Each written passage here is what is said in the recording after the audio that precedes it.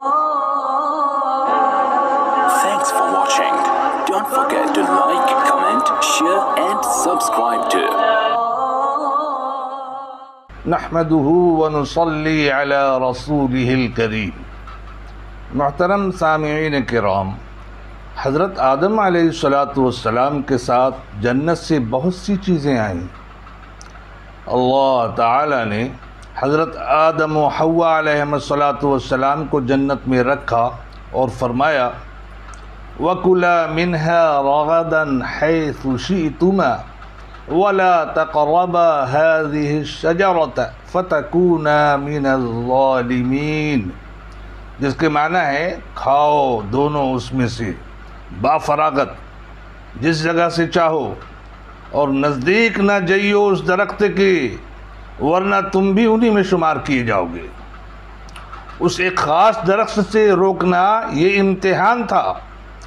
بعض کہتے ہیں یہ انگور کی بیل تھی، کوئی کہتا ہے کہ گیہوں کا درخت تھا، کسی نے سنبلہ کہا ہے، کسی نے کھجور بتلائی ہے، کسی نے انجیر کہا ہے، کوئی کہتا ہے اس درخت کے کھانے سے انسانی حاجت ہوتی تھی جو جنت کے لائق نہیں، کوئی کہتا ہے اس درخت کا پھل گویا فرشتے یوں فرماتے کہ اگر ہم کھا لیں تو ہمیشگی کی زندگی والے ہو جائیں۔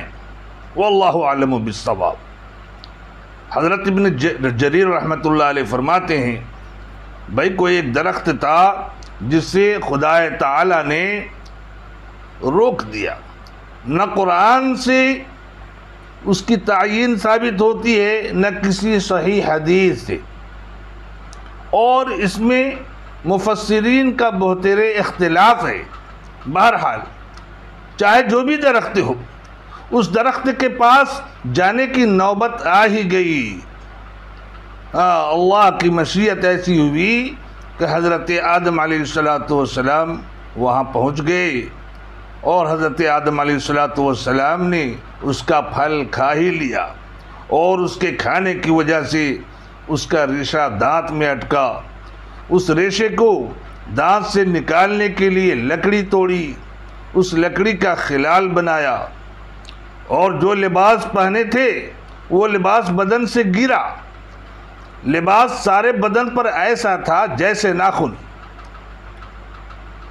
جب برہنہ ہو گئے تو حیا معلوم ہوئی، تو حضرت آدم علیہ السلام جس درخت کے پاس پتے توڑنے کے لیے جاتے وہی ہٹ جاتا۔ صرف انجیر کے درخت نے اپنے پتے دیے۔ حضرت آدم علیہ السلام نے اسے دعا دی کہ تجھے جو جتنی بار کھائے گا الگ الگ مزہ پائے گا۔ ان پتوں کو لے کر ان سے اپنے بدن کو چھپایا۔ دوسری بات یہ کہ جب شیطان نے حضرت آدم و حوا علیہ السلام کو پھسلایا تو ایک پتھر پر سہارا لیا تھا۔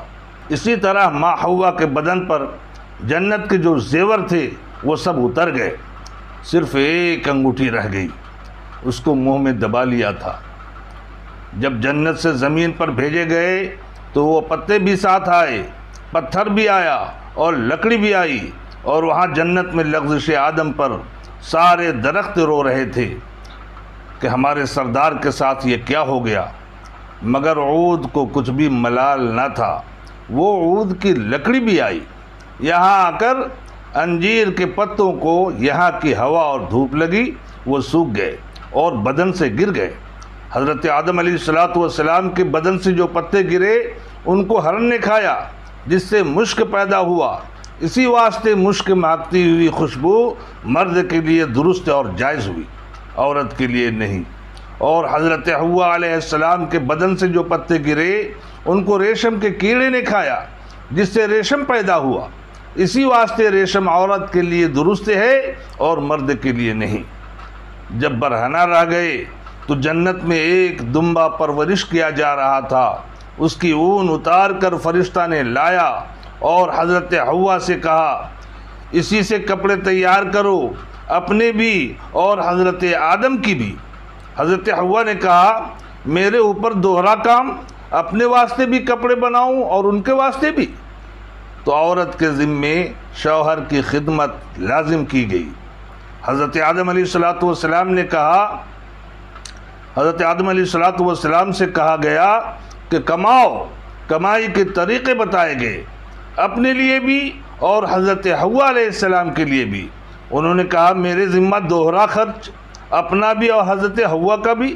کہا گیا ہاں، بیوی کا نفقہ شوہر کے ذمے ہے اور مرد کے لیے دوہرا حصہ تجویز کیا گیا۔ قرآن میں ہے وَلِلذَّكَرِ مِثْلُ حَظِّ الْأُنثَيَيْنِ، یعنی لڑکے کا حصہ دو لڑکیوں کے حصہ کے برابر ہے۔ عود جو ساتھ آئی اس کو یہ سزا دی گئی کہ اس کو آگ میں جلایا جاتا ہے جس سے دھواں نکلتا ہے اور دھواں خوشبودار ہوتا ہے۔ عود کی لکڑی اور کسی کام میں نہیں آتی۔ وہ انگوٹھی جس کو ماں حوا نے منہ میں دبا لیا تھا، حضرت سلیمان علیہ السلام کی انگوٹھی بنی۔ جیسے ہی حضرت سلیمان علیہ السلام وہ انگوٹھی پہنتے، ساری مخلوقات آپ کے مسخر ہو جاتی، اور وہ لکڑی جس سے خلال نکالا تھا وہ حضرت موسیٰ علیہ السلام کا عصا بنا جس میں 3000 معجزات تھے، اور وہ پتھر جس پر سہارا دیا گیا تھا وہ حجر اسود بنا۔ پہلے یہ نہایت سفید روشن چمکدار تھا، جہاں تک اس کی شعاع یعنی روشنی پہنچی وہ حصہ حرم کہلاتا ہے جس کا استلام کیا جاتا ہے، یعنی طواف کرنے والے ہر شوط میں، ہر چکر میں حجر اسود کے سامنے سے گزرتے ہیں تو دونوں ہاتھ کی ہتھیلی حجر اسود کے سامنے کر کے بسم اللہ اللہ اکبر وللہ الحمد پڑھتے ہیں، اور ایمان و یقین کے ساتھ گویا وہ اشارتاً حجر اسود کو چوم لیتے ہیں۔ اسی لیے اپنی ہتھیلیوں کو اپنے ہونٹوں سے لگا کر چومتے ہیں، اس سے ہمارے گناہ معاف ہو جاتے ہیں۔ ہماری گناہوں کی وجہ سے اس کی روشنی مدھم پڑھتے پڑھتے اب ذری سی سفیدی باقی رہ گئی ہے، جب وہ بھی بالکل ختم ہو جائے گی تو پھر قیامت آ جائے گی۔